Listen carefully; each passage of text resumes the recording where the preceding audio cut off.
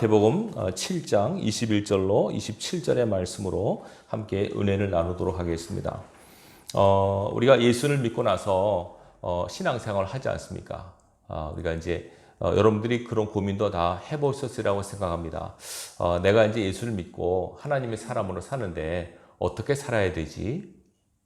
그런 질문을 이전에 받아본 적이 있습니다. 목사님, 이제 내가 교회를 다니고 신앙생활을 하는데 어떻게 살까요? 이런 질문을 받았을 때 저희가 권고하는 말씀은 이겁니다. 마태복음 5장, 6장, 7장을 읽어보십시오 라고 권면합니다. 그리고 그대로 사십시오 라고 권면합니다. 물론 성경 전체가 다 우리가 어떻게 살 것인가에 대한 하나님의 뜻이 담겨져 있지만 마태복음 5장, 6장, 7장은 우리가 산상순이라고 해서 예수님께서 직접 하나님을 믿는 사람들 이렇게 살아야 된다라고 하는 전제하에 우리에게 말씀하신 내용입니다. 다시 말하면 우리의 삶의 지침서입니다. 크리스찬의 삶의 지침서. 여러분들이 신앙생활 하면서 이 마태복음 5장, 6장, 7장은 꼭 읽으시고요. 그리고 그대로 살도록 애를 쓰시기를 부탁을 드리겠습니다. 신앙생활은 그죠? 삶입니다. 삶.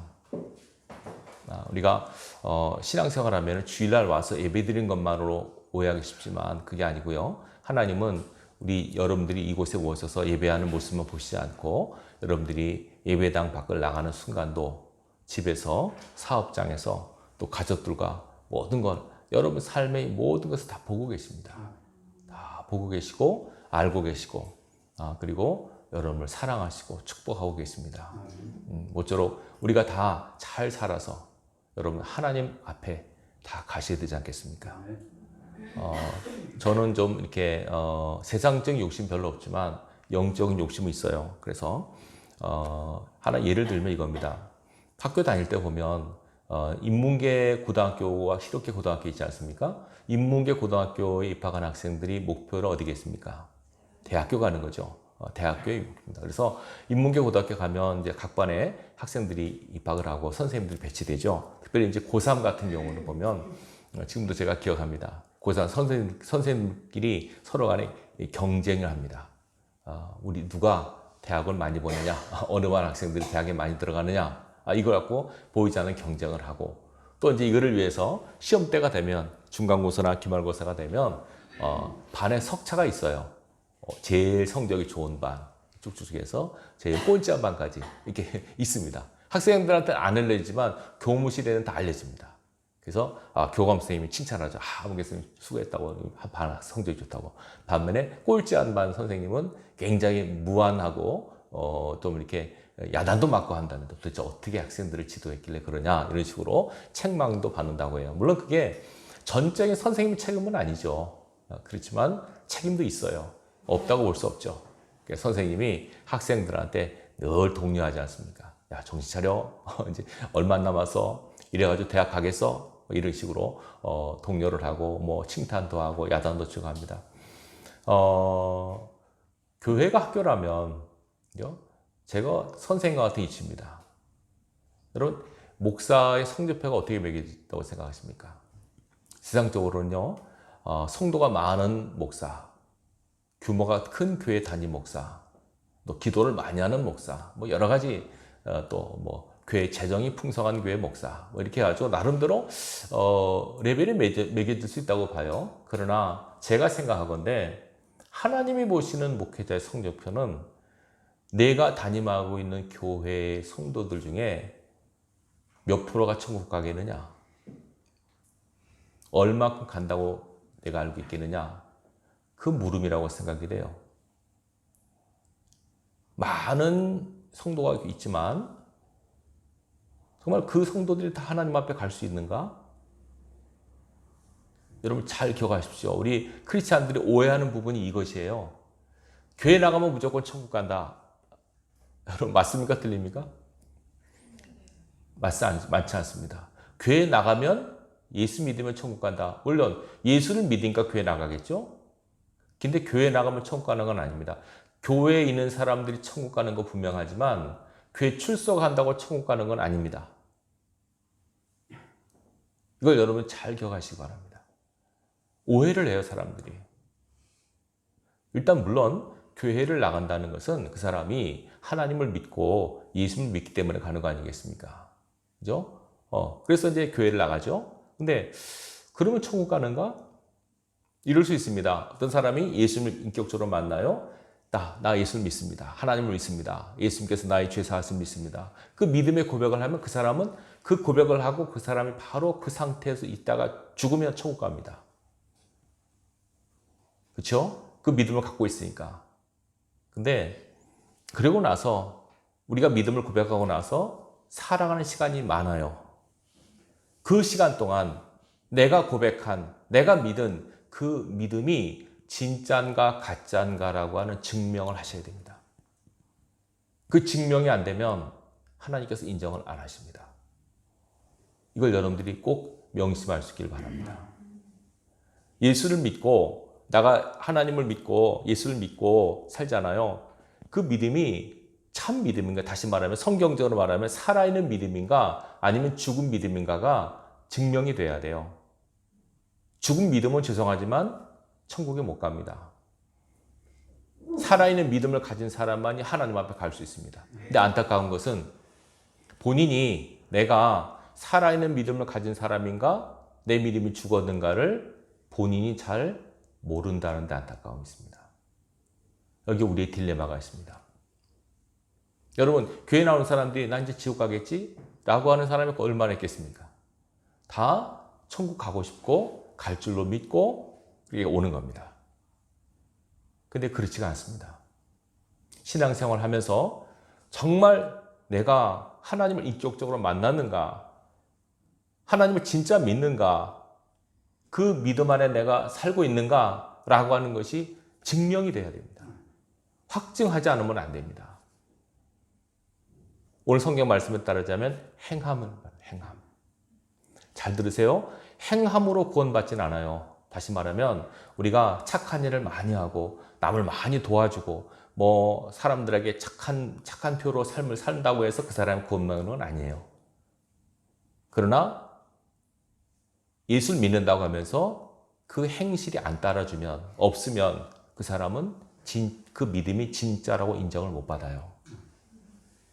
다시 말하면 믿음과 행함은 같은 뗄래야 뗄 수 없는 관계예요. 믿으면 삶으로 행함이 따라오게 돼 있고, 이해되시겠죠? 진짜 믿으면 따라옵니다. 근데 믿었는데 안 따라온다는 것은 뭔가 문제가 있다는 거예요. 그러니까 이 문제를 여러분들이 점검할 수 있길 바라요. 저는 서두에도 말씀드렸듯이 저는 제가 목회하는 여러분들이 다 천국 가길 바라요. 그것 때문에 기도해요. 만약에 그렇지 않습니까? 야, 문 목사, 너 교회는 왜 이렇게 성적이 저조하냐? 한두 명도 못 왔어, 천국에. 수십 명 있는데 한두 명도 못 와서 어떻게 된 거냐? 물론 개인의 문제지만 어떻게 가르쳤길래, 어떻게 전했길래 그들이 그러냐? 이런 취조를 받을 수 있습니다, 여러분. 저는 말씀대로 전했는데요. 열심히 기도했는데요. 그러면 괜찮지만 네가 전한 말씀은 맨날 이 세상 것만 전하고 영적인 걸 전하지도 않고 하나님 나라에서도 관심도 없고 막 이 땅에서 복 받는 것만 전하고 그런 것만 전했으면 안 되는 겁니다. 저는 가능하면 이거 제가 알기 때문에 성경 말씀 그대로 하늘의 진리 그대로 전하려고 해요. 때로는 여러분들이 죄송하지만 여러분들이 걸림이 될 수도 있어요. 좀 위로받으려고 하는데 맨날 목사님 회개하라 그러고 정신 차려라고 하니까 기분 나빠서 못 나오겠네. 그럴 수도 있어요.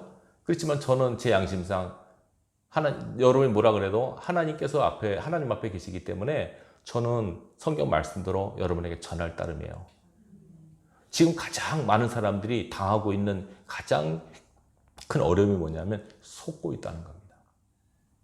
불신자들은 하나님이 없다는 것으로 속고 있습니다. 하나님이 어디 계셔? 하나님이 계시기나 해. 하나님 있으면 왜 이런 일이 벌어져? 세상 사람들은 하나님이 없다고 그렇게 여깁니다. 사단에게 속은 겁니다. 어찌됐든 하나님이 없다고 믿는 사람들은 속은 겁니다. 두 번째, 크리스찬으로서 교회에서 나는 이제 구원받았으니 다 끝났어. 나는 이제 뭔 짓을 해도 천국 갈 거야. 교회 안 나올 수도 있고 그냥 이럴 수도 있고 대충 살아도 난 천국 갈 거야. 제가 지난번도 말씀드렸는지 모르겠는데 제가 어떤 부잣집 부부를 만났는데 그분이 한테 말하더라고요. 저는 이제 구원 받아놨으니까요. 뭐 대충 살다 가죠. 뭐 이렇게 얘기를 하는 거예요. 그래서 내가 아무렇지도 않게 그런 말씀하세요. 구원 받아놨으니 뭐 대충 살아도 되는 거 아니냐. 내가 깜짝 놀랐어요. 구원 받아놨으니 다 끝났다? 잘못 가르쳐서 그래, 목회자들이. 한 번 구원은 영원한 구원이다? 죄송합니다. 아닙니다. 성경에 분명히 나와 있습니다. 구원 받았지만 삶으로 증명이 안 되면 구원이 취소될 수 있습니다. 하나님의 능력이 없어 취소되는 게 아니고 우리의 잘못, 우리의 불신앙으로 취소됩니다. 분명히 성경에서 하나님께서 말씀합니다. 모세 시대 때 말씀하죠. 누구든지 내게 범죄하면 내 생명책에서 그 이름을 지워버리리라. 요한계시록도 나옵니다. 생명책의 이름이 흐려지지 않고 그대로 남아있는 거. 사도 바울이 말합니다. 내가 남에게 복음을 전한 후에 내가 도리어 버림이 될까 두렵다. 버림받을 수 있습니다. 하나님을 실컷한 다음에 버림받을 수 있습니다. 이게 얼마나 황당한 일입니까? 속은 겁니다. 자기는 잘 믿는다고 자부했지만 하나님께서는 나는 너를 도무지 모른다. 오늘 나오지 않습니까? 오늘 21절 보십시오. 뭐라고 하시나? 나더러 주여 주여 하는 자마다 다 천국에 들어갈 것이 아니요 다만 하늘에 계신 내 아버지의 뜻대로 행하는 자라야 들어가리라. 분명 말씀합니다. 나더러 주여 주여 하는 자마다 다 천국 가니까 그러니까 주여 주여 한다면 이 사람은 교회 밖의 사람입니까? 교회 안의 사람입니까? 교회 안의 사람, 교회 밖의 사람이 뭐 주여 주여 하겠습니까? 근데 주여 주여 하는 거 일단 주님을 부른 거예요. 믿음이 있기 때문에 부른 거 아닙니까? 근데 주님께서 말씀하세요. 그런다고 천국 가는 건 아니다. 그러면서 뭐라고 하십니까? 내 아버지의 뜻대로 행하는 자라야 들어가리라. 삶으로 아버지의 뜻을 구현하지 않으면 안 된다고 말씀하고 있어요. 여러분들이 고민을 하셔야 돼요. 내가 지금 하나님의 뜻대로 살려고 애쓰고 있는가? 그렇지 않는가? 도대체 하나님의 뜻이 무엇인가? 이걸 여러분들이 구분해서 그 뜻에 여러분 모든 것을 맡기고 그 뜻의 모든 것을 따라서 여러분들이 삶을 사셔야만 하나님이 인정하시는 삶이 되는 거예요. 22절 보세요. 그날에 많은 사람이, 그날이란 말은 심판의 날을 말합니다. 많은 사람이 나더러 이르되 주여 주여 우리가 주의 이름으로 선지자 노릇하며 주의 이름으로 귀신을 쫓아내며 주의 이름으로 많은 권능을 행하지 아니하였나이까 하리니 그때 내가 그들에게 밝히 말하되 내가 너희를 도무지 알지 못하니 불법을 행하는 자들아 내게서 떠나가려 하리라. 이게 말씀이요. 소름 돋는 말씀입니다. 자, 이게 그대로 보세요. 심판의 날에 이르다는 겁니다. 주여, 저희가 주의 이름으로 선지자 노릇, 이거 말하면 오늘 뭡니까? 목회자는 뭐예요? 저 목사였습니다. 저 전도사였습니다. 저 장로였습니다. 저 선교사였습니다. 저 부흥사였습니다. 이렇게 했다는 거죠. 내가 주의 이름으로 얼마나 많은 기적을 행한 줄 아십니까? 많은 병도 고쳤습니다. 많은 능력도 행했습니다. 교회를 크게 부흥시켰습니다. 수많은 영혼들에게 세례를 줬습니다. 하나님의 일을 많이 했습니다. 주님 저 아시죠? 주님께서 뭐라고 하십니까? 나 너 도무지 모르겠다고. 이 말을 들을 때 저는 이거 끔찍해요. 꿈도 꿨어요 이거. 정말이에요. 이거 있다고 묵상하다 이거 진짜 이게 이러면 심각한데 이거. 난 목사 되면 다 끝난 줄 알았는데 이게 아니구나. 이거 진짜 심각하더라고요. 열심히 목회했어요. 이 사람들이 보세요. 이 주여져 이 사람, 이 부른 사람들이 자기가 지옥 갈 거라 생각했습니까? 자기는 잘했다고 생각한 거예요. 자기는 이건 나는 인정받는 사람이 내가 이렇게 많은 일을 행했는데 이렇게 사는 거예요. 근데 딱 주 앞에 서서 보니까 예수님께서 나 너 모르겠는데. 여러분 주님이 모른다면 끝난 겁니다. 여러분들 이렇게 기도하세요. 주님 아시지요? 나 아시지요? 이렇게만 기도하세요. 주님 저 아시지요? 저 모르시면 안 됩니다. 너 모르시면 안 됩니다. 주님 저 아셔야 됩니다. 그렇게만 기도하셔야 돼요. 이 사람들은 왜 이렇게 됐을까요? 예수님 딱 한마디 했어요. 뭘 행했다고요? 불법. 자, 하나님께서 마지막 심판하시는데 이번에 심판의 기준은 법이에요. 법이라고 하는 것은 옳고 그름을 판단하는 기준이 법 아닙니까?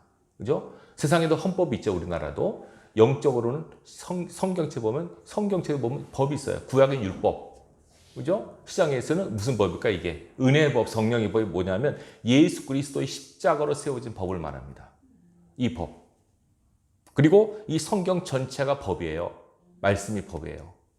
이 말씀의 법을 기준으로 해서 이대로 살았느냐 안 살았느냐를 가지고 하나님이 판결하신다는 거예요. 그래서 여러분들이 성경 읽으실 때 이것이 내가 마지막 날 앞에 썼을 때 나의 삶을 평가받는 기준이구나 라고 생각하시고 성경을 읽으시기 바라요. 아까 특별히 제가 서두에 말씀드린 마태복음 5장, 6장, 7장을 꼭 읽으세요. 이것을 따라 심판하신다니까요. 이게 여러분들이 정말 가볍게 들어서는 안 돼요. 마지막 때 심판이 있을까요? 없을까요? 있습니다. 심판이 얼마나 두려운지 아십니까? 하나만 더 찾아볼게요. 요한계시록을 잘 보십시다. 요한계시록 20장 보십시다.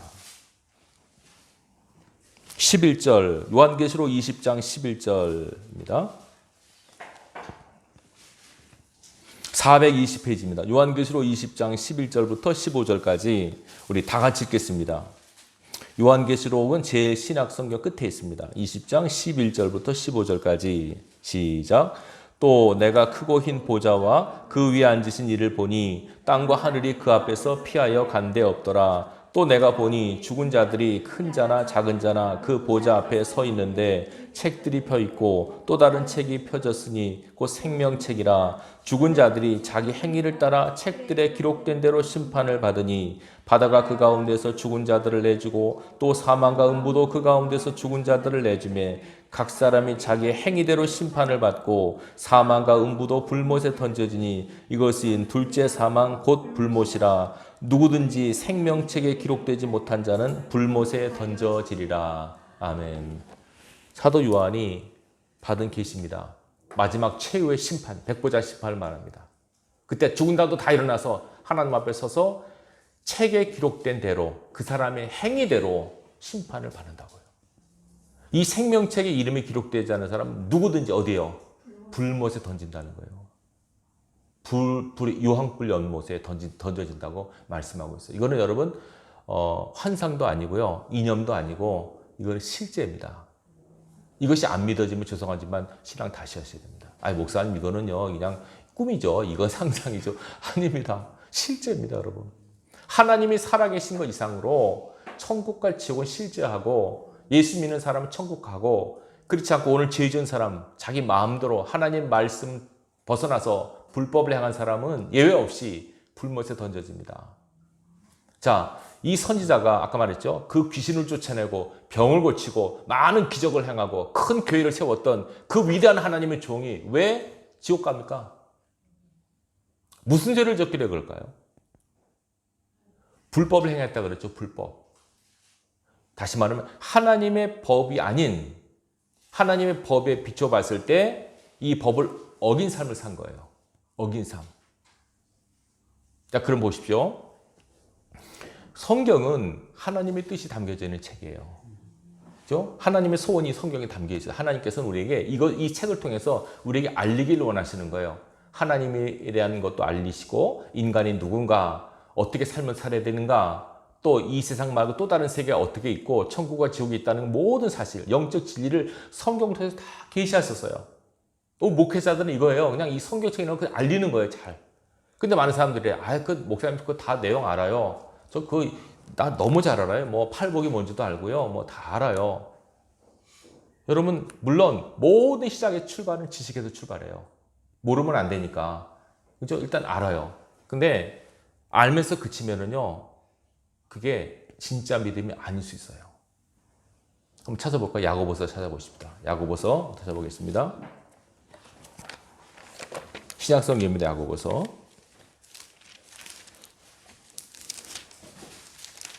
야고보서 2장입니다. 야고보서 2장 보십시오. 19절, 20절 보십시다. 야고보서 2장 19절, 20절 시작. 내가 하나님은 한 분이신 줄을 믿느냐? 잘 아는도다. 귀신들도 믿고 떠느니라. 아, 허탄한 사람아, 행함이 없는 믿음이 헛것인 줄 알고자 하느냐. 아멘. 자, 이게 무슨 말입니까? 하나님에 대한 존재를 아는 거, 믿는 거는요, 누구도 안다고요? 귀신들도 안다는 거예요, 여러분. 귀신들도 알아요. 그래서 귀신들 벌벌 떠, 하나님을 벌벌 떠는 거예요. 이 지식적 믿음 갖고는 구원받을 수 없다고 분명히 말해요. 일단 믿음의 출발은 지식이에요. 알아요. 그 다음에는 이제 감정으로 회개의 은혜가 임해야 돼요. 회개 없이는 안 됩니다, 여러분. 철저하게 회개하셔야 됩니다. 그리고 셋째로 삶으로 결단을 하고 실천이 돼야 돼요. 지정이라고 하는 전 인격적인 삶으로 하나님 앞에 내가 하나님의 사람됨을 증명하셔야 돼요. 이것이 안 되면 천국 간다고 보장하시면 안 돼요. 이렇게 해도 어떻게 될지 몰라요, 여러분. 그건 내가 한 거고 하나님께서 보셨을 때 어떻게 올지는 아무도 모르는 거예요. 저는 굉장히 두려워요. 이런 면에서. 여러분, 목사님 천국 가겠지. 그렇게 생각하시면 안 됩니다. 저를 위해서 기도 많이 해주셔야 돼요. 하나님, 문 목사 천국 잘 가게 해주세요. 생각해보세요. 예를 들어서 제가 여러분한테 여러분 기도하십시오. 사랑하십시오. 헌신하십시오. 했는데 제가 안 해요. 그럴 수 있어요. 저는 성경대로 선포하니까. 근데 저는 안 할 수 있어요. 그럼 제가 뭐가 돼요? 위선자가 돼요. 거짓말자가 돼요. 그러니까 성경에 말했지 않습니까? 선생된 자가 더 큰 심판받을 줄 알라고. 많이 성대되지 말라고. 차라리 말이나 안 했으면 몰라. 말을 실컷 해놓고 정작 자기는 하나도 안 하고 이러면 얼마나 하나님께서 이놈 너 지금 나랑 장난하냐 그럴 거 아닙니까? 전 두려워요. 근데 심지어는 이거 하나님이 저거 예를 들어서 감사란 말씀 하려고 하는데 제가 감사 잘 못하는데 이 말을 할 자신이 없습니다. 그럼 어떻게 되겠습니까, 여러분? 그러면 여기 성경에서 전할 말이 없어요, 거의. 제가 못하는 거 전하지 않겠다 그러면. 그러니까 여러분 전할 때는 저를 보시면 저는 그냥 말씀만 전하는 사람이고 이 성경에서 전하는 이 말씀과 저를 별개로 보셔야 돼요. 이해되시죠? 무슨 말씀이에요? 그러니까 목사 때문에 시험 들 필요 없어요. 저는 부족하고 한심한 사람이니까 저 보고만 하면 돼요. 그냥 전하는 말씀만 들으세요. 아시겠죠? 무슨 말씀인지? 목사님 저러니까 나도 저래야지. 그렇게 하지 마시고 저 구원은 저 개인적이에요. 제가 수천 명을 목회해도 저는 구원 못 받을 수도 있고요. 10명 목회해도 구원 받을 수 있어요. 이해되시겠죠? 무슨 말씀이에요? 하나님께서는 그 수준에 관심이 없으시고 어떻게 살았느냐, 어떻게 행했느냐, 내 삶 속에서 어떻게 하나님 뜻을 이루어갔느냐 그걸 갖고 판단하세요. 자, 그럼 보십시오. 성경에서 나오는 하나님의 뜻이 여러 가지가 있는데 가장 중요한 하나님의 뜻이 이겁니다. 하나님께서는 이 모든 사람들이 다 구원받기를 원하세요. 이거 하나님의 뜻이에요. 이해되시겠죠? 하나님께서는 다 모든 인류가 구원받기를 원하세요. 그러면 다 구원받을까요? 그러면 하나님께서 전능하신 분이 구원받기 원하시는데 왜 구원 못 받지? 하나님의 전능함에 문제가 있는 게 아닌가? 생각할 수 있는데 그건 아니에요. 왜냐하면 하나님께서는 인간에게 자유의지를 주셔서 하나님을 믿게도 거부할 수도 있게도 하셨어요. 이거 우리 몫이에요. 그러나 하나님을 알 수 있도록 전도는 해야 돼요. 전해는 줘야 돼요. 그 책임은 우리가 해야 돼요.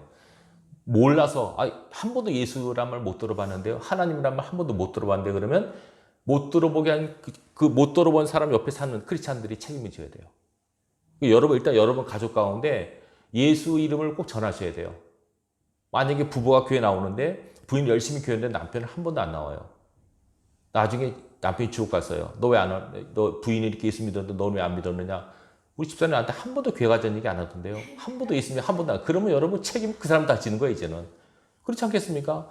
몰라서 못 믿었다는데. 근데 부지런히 전했어요. 여보 교회 갑시다. 예수 믿어. 그래도 남편이 싫어. 안 가. 너 나가. 이러면 이제 그 책임은 남편한테 있지만 한 번도 입도 뻗건 안 해요. 그러면 죄송합니다. 그 책임이 크리스찬한테 있어요. 피값이라고 하잖아요. 성경에. 그 피값 산다 그랬어요. 그러니까 우리가 이걸 잘 듣고 여러분 신앙하셔야 돼요. 자, 하나님께서는 모든 사람이 구원받기를 원하세요. 그죠? 자, 그러면 구원을 어떻게 받습니까? 분명 말씀드렸죠? 우리가 행함으로 구원 못 받아요. 어떻게 구원받습니까? 구원은 예수 그리스도를 믿음으로, 그죠? 구원은 오직 믿음으로 받아요. 예수님께서 하나님의 아들이시고 내 모든 죄를 위해 십자가 타려 돌아가시고 사흘 만에 부활하셨다. 그걸 내가 인격적으로 받아들이면 그 사람은 구원을 받아요. 이해되시겠죠? 자, 구원받기를 원하시는 하나님께서 이 구원을 이루실 예수 그리스도를 보내셔서 예수를 믿으라. 너희가 구원받는다. 이해되시겠죠? 그럼 이제 예수를 인격적으로 받아들여요. 그럼 내가 하나님의 자녀가 영적으로 하나님의 자녀가 되었어요. 이해되시겠죠? 그게 끝이 아니에요. 세상 사람들 그걸 끝이라고 가르쳐요. 죄송하지만 그건 출발입니다. 그때부터 그 사람의 진짜 삶이 시작되는 겁니다. 그 사람은 60세 때 예수를 영접했건 10살 때 영접했건 영접하고 인격적으로 예수를 만난 그 시간부터 그 사람의 진짜 삶이 시작되는 겁니다. 그 전에 거는 하나님께서 카운트 안 하세요. 몰랐으니까, 몰랐을 때. 근데 이제부터 예수를 알고부터, 그때부터는 진짜 하나님과 동행이기 때문에 그때부터 진짜 우리 삶이 하나님 앞에 계산이 되어지는 거예요. 그 삶을 잘 사시면 돼요. 이해되시겠죠? 그 삶을 잘 사셔야 돼요. 그 삶을 살아내기가 만만치 않은 거예요. 자, 데살로니가 전서에 보면요, 하나님의 뜻이 2번이나 나와요. 다른 성경이 없어요. 2번이 나오는데 데살로니가 전서 4장 3절에 보면 이렇게 나옵니다. 하나님의 뜻은 이것이니 너의 거룩함이라, 이렇게 나옵니다. 하나님은 우리가 거룩하길 원하세요. 보세요. 구원받았잖아요. 구원받은 다음에 하나님의 속성이 거룩이시거든요. 그래서 하나님께서 거룩하시니까 그분의 자녀인 우리도 당연히 거룩해야 돼요. 레위기 11장 45절에 내가 거룩하니 너희도 거룩해야 된다 말씀하셨어요. 이제 예수를 믿고 구원받는 것은 뭐냐면 이제부터 내가 하나님의 자녀가 되었다. 이제는 나를 구원하신 하나님이 거룩하시기에 나도 거룩한 삶을 살아야지 라고 결단하고 그때부터 이제 거룩한 삶을 살아가는 것이 우리의 숙제예요, 과제예요. 그래서 아까 마태복음 5장, 6장, 7장이 바로 뭐냐면 크리스찬으로서 거룩한 삶을 살아가는 방법이에요. 어떻게 거룩한 삶이 뭐지? 어떤 게 거룩한 삶이지? 마태복음 8복에 나오잖아요. 심령이 가난하고 애통하는, 이게 벌써 이 거룩한 삶을 사는 비결이에요. 그런 마음을 갖고 그 다음에 뭐 구제하는 거, 금식하는 거, 기도하는 거, 사랑을 베푸는 거, 용서하는 거 다 보면 거룩한 삶을 살아가는 우리의 행할 지침서에 바로 마태복음 5장, 6장, 7장이 그렇게 살면 거룩해져요. 그 거룩을 이루었을 때, 거룩한 삶을 살다가 하나님 앞에 갔을 때 그 사람이 천국 갈 수 있는 거예요. 근데 만약에 예수를 믿었다고 하는데 그 삶에서 거룩이 안 나타난다. 하나님 말씀대로 살려고 애를 전혀 안 썼다 하면은 그 사람의 구원은, 그 사람의 믿음은 진짜 믿음이 아닐 수도 있어요. 저는 성경에서 영혼이 없는 몸이 죽은 것 같이 행함이 없는 믿음 죽은 것이라고 야고보서 말씀하고 있잖아요. 저는 근데 죽은 믿음까지는 말하기는 그렇고 저는 그냥 잠자는 믿음이라고 말씀드리고 싶어요. 왜냐하면 어떤 사람이 막 죽은 믿음 같은데 정찰해서 깨어서 다시 활동하는 사람이 있거든요. 제도하는 사람이 있어요. 그래서 어떤 사람이 영혼이 잠자고 있구나. 살아있는 믿음도 있지만 혼하게 잠든 사람도 있어요. 그 목회자는 이걸 깨워야 돼요. 잠자는 믿음. 잠잔다고 했지만 여러분 잠자는 건 죽은 거가 매한가지예요. 여러분 숨 마시고 있다는 의미지. 깨워야 돼요. 믿음이 행동화되게 만들어야 돼요. 여러분에게 질문 드릴게요. 여러분들이 내가 하나님의 사람으로서 말씀대로 살려고 얼마큼 애를 쓰셨어요? 많은 사람이 그래, 나 예수 믿었으니까, 아까 제가 어떤 그 부잣집 그 부부처럼, 나 예수 믿으니까 난 됐어. 이제 나는 교회만 잘 나가고, 막 헌금 잘하고, 그럼 다 된 거야. 죄송합니다. 아닙니다. 거룩을 위한 몸부림이 필요해요. 여러분이 스스로 질문해 보세요. 내가 하나님 말씀대로 살려고 얼마나 애를 썼는가를 스스로 점검하시기 바랍니다. 자, 항상 기뻐하라. 쉬지 말고 기도하라. 범사에 감사. 특별히 범사에 감사라. 이는 그리스도 예수 안에서 너희를 향하신 하나님의 뜻이라고 했죠. 자, 기뻐하는 거, 기도하는 거, 감사하는 게 하나님의 뜻이에요. 그러면 이 하나님의, 아까 말씀드렸잖아요. 예수님께서 누가 천국 간다고요? 아버지의 뜻대로 행하는 자라고 그랬잖아요. 그러면 뜻이 뭐예요? 기뻐하는 거, 늘 기도하는 거, 감사하는 거. 자, 그러면 이거 우리가 알았으면, 목회자는 이걸 알려줘야 돼요. 여러분 들으셨죠? 그럼 이제 알았어요. 그럼 내가, 기뻐해야 돼, 감사해야 돼, 기도해야 돼. 알았어요. 그럼 어떻게 해야 돼, 이제는? 실천해야죠. 이걸 만약에, 기뻐해야지, 기도해야지, 감사해야지. 알아요. 근데 집에 돌아가서는 막 툴툴대고, 화를 버럭버럭 내고, 슬퍼하고, 낙심하고, 좌절하고, 이거는 죄송하지만 하나님의 뜻을 알고도 행하지 않은 죄가 돼요. 아예 못 들었으면 괜찮아요. 여러분 항상 기뻐하십시오. 쉬지 말고 기도하십시오. 범사 가십시오. 여러분 아멘 해요. 그러면 알았다는 거 아닙니까? 바로 집에 가서 실천하셔야 돼요. 막 위에서 약을 놓고 화가 나도 감사하고 기뻐하고 기도하고 이런 삶을 살도록 애를 쓰셔야 돼요. 그래, 목사님 저는요 노력했는데 안 돼요. 그런 분 있습니다. 여러분. 진짜면 여러분 성경 읽어지시던가요? 솔직히 안 읽어집니다. 저도 안 읽어진다, 어떨 때는. 기도가 되어지던가요? 밥 먹을 때 식기도는 겨우 하죠. 근데 정말 마음 잡고 기도 10분, 20분, 30분 되던가요? 성경 뭐라 그럽니까? 쉬지 않고 기도하라. 이거 벌써 큰일 났습니다. 쉬지 않고. 쉬지 않고 노는 건 되는데 쉬지 않고 기도는 내가 죽어도 못하겠는데요. 범사에 감사하라. 야, 이 감사 일거리만 생기면 감사. 근데 감사 일거리 생겨도 당연하게 여기는 거예요. 우리 십석 아닙니까? 그 보세요. 우리가 하나님 말씀으로 살아요, 못 살아요? 못 살잖아요. 그래서 우리에게 말씀대로 살라고, 너희가 말씀대로 산다는 게 힘든 건 내가 알아. 하나님께서 내가 알아. 그래서 너희가 내 말씀대로 살라고 내가 도우미를 붙일 거야. 누굴 보내셨습니까? 성령을 보내셨어요. 성령께서 우리 연약함을 도우시는 분이세요. 여러분 안에 성령이 계셔서 말씀대로 살라고 애를 쓸 때 도우시는 거예요. 기도를 돕고 정말 우리가 감사한 마음을 들어 살라고 애를 쓸 때 도우시고, 낙심과 좌절과 비난의 생각이 들 때 다시 긍정적인 마음으로 돌릴 수 있도록 성령께서 도움을 주시고 감동을 주시고, 하나님 뜻에 벗어난 삶을 살라고 할 때 그렇게 살지 말라고 우리에게 감동 주시고 감화 주신 것이 성령의 역사예요. 성령께서 우리를 도우시러 오신 분이에요. 그게 보혜사라고 하지 않습니까? 보혜사라고 하는 것은 우리의 돕는 분이에요. 우리의 신앙을 돕고 하나님의 자녀가 하나님의 말씀대로 살려고 도우시는 그 성령을 보내신 거예요. 그래서 우리가 그 성령의 도우심을 받아서 하나님의 뜻대로 살려고 거룩한 몸부림을 하셔야 돼요. 근데 오늘날에는 이런 몸부림이 거의 없는 것 같아요. 그냥 자기 소원만 이루려고 하고 자기 뜻만 아뢰고 내 뜻대로만 되게 해달라고 기도하는 일방적인 신앙이 너무나 많아요. 하나님께서 우리를 사랑하셔서 하나님의 자녀 삼으셨잖아요. 하나님의 거룩과 형상을 담기까지 우리를 이끌어 가시는데, 그 거룩을 이루어가는 이 과정에 우리의 동참이 필요해요. 여러분 같이 마음을 여시고, 아, 주님 나를 거룩하게 만들기 원하세요. 나는 속성상 이런 사람이 아닌데요. 그래도 하나님께서 그래 괜찮아. 내가 너 이 모습 이대로 사랑해. 여러분 이 모습 이대로 다 받으세요 하나님이. 그러나 변하길 원하세요. 크리스찬이 된 이전과 이후에 어떤 변화가 있습니까? 단지 교회 안 나갔다가 나가는 거, 밥 먹기 전에 기도하는 거, 이 변화 갖고는 안 됩니다. 그건 흉내지 변화는 아닙니다. 진짜 변화는 생각으로 변화가 와야 됩니다. 아시겠죠? 생각, 가치관의 변화가 와야 됩니다. 이전에 좋던 거 지금 값없이 여겨지는 생각이 있어야 됩니다. 육신의 정욕과 안목의 정욕과 이생의 자랑이라고 하는 것, 이 세상 것들이 다 쓸모없다는 것에 대한 생각의 가치관의 변화가 오지 않으면 안 됩니다. 두 번째는 언어의 변화가 있어야 됩니다.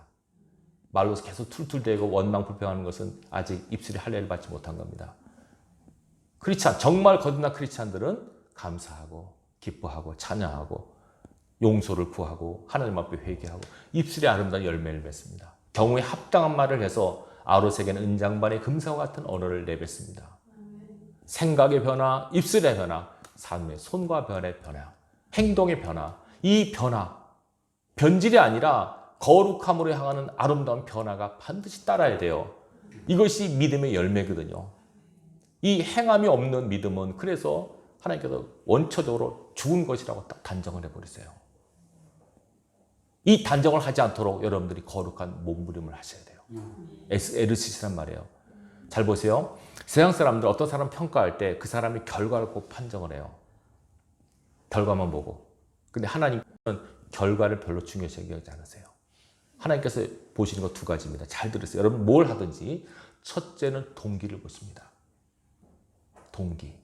여러분 기도를 하시거나 헌신을 하실 때 어떤 마음으로 시작하십니까? 동기를 보십니다. 두 번째는 과정을 보십니다. 어떻게 이루어가느냐, 어떤 과정으로 밟아가느냐를 보세요. 결과는 하나님이 책임지세요. 우리는 결과만, 업적 지상주의 아닙니까? 업적 위주로. 어떤 목사님이 큰 교회를 이루었어요. 훌륭하죠. 다른 사람은 야 대단한 큰 교회네. 결과만 봐요. 하나님께서는 왜 그렇게 했느냐, 어떤 과정으로 그렇게 되었느냐를 보세요. 세상 사람들은 돈 많이 벌기를 원하죠. 돈만 많이 벌었으면 끝이에요. 하나님께서는 어떤 마음으로 이 일을 시작했고 어떤 과정으로 돈을 벌었는가를 보세요. 그 과정이 성경적이지 않으시면 하나님께서 인정을 안 하십니다. 하나님 앞에서 우리가 쌓은 건 아무것도 필요 없습니다. 여러분.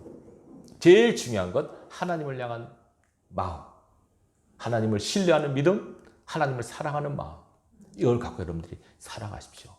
사랑함이 있으면 다 커버가 돼요. 가장 중요한 게 사랑이에요. 저는 읽을 때마다 보세요. 마지막 이 마태복음 5장, 6장, 7장은 우리가 크리스찬으로 살아가야 될 삶의 지침 아닙니까? 예수님께서 다 말씀하신 다음에 마지막 한 말이 이거예요. 다 내 말 들었지? 뭐 하는 자가 되라고요? 행하는 자. 만약에 행하지 않으면, 내 말을 다 듣고 행하지 않으면 마치 모래 위에 집을 지은 사람 같아.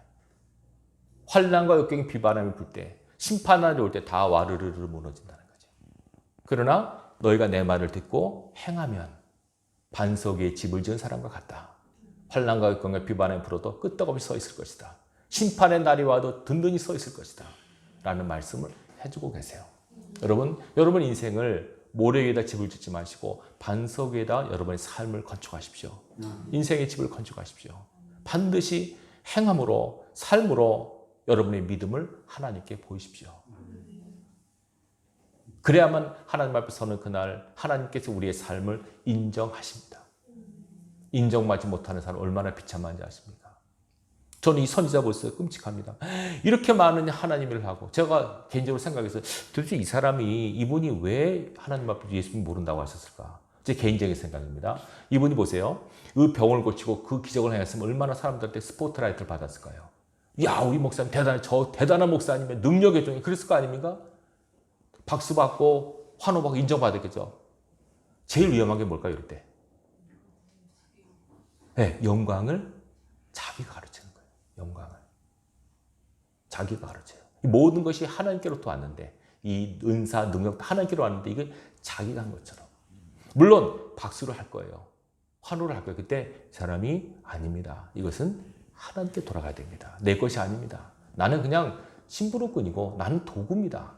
하나님께 다 돌아가야 됩니다. 이게 자기가 한 것처럼 느껴요. 자기가 한 것처럼. 이게 가장 위험한 겁니다, 여러분.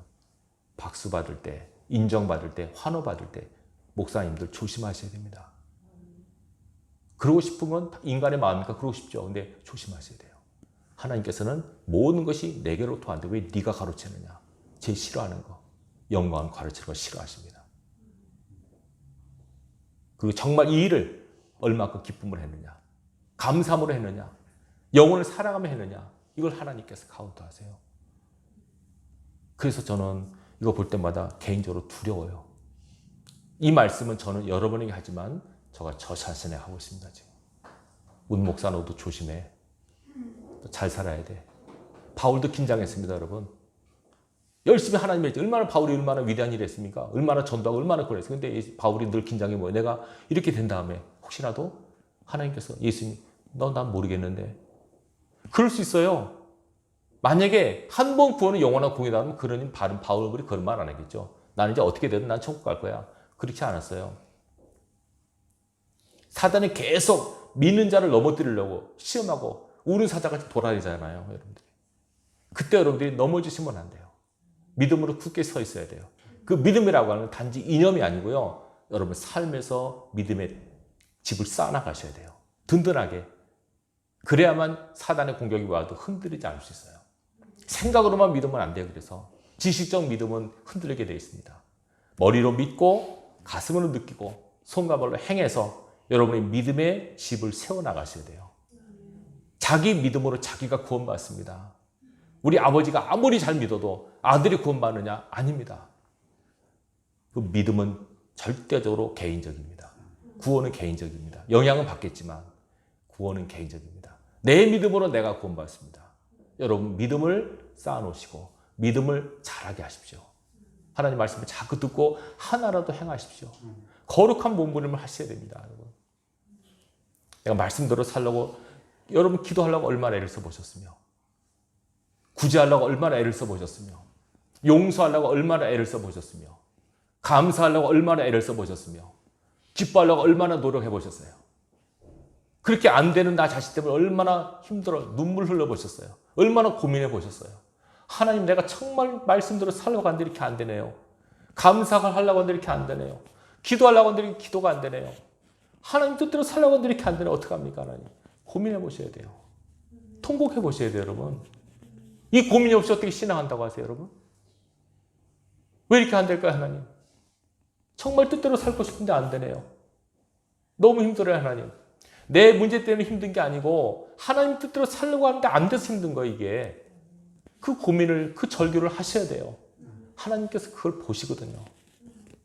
하나님께서는 결과만큼 판단한다고 하지 않으셨잖아요. 하나님, 난 진짜 하나님 앞에 제대로 못 살았는데요.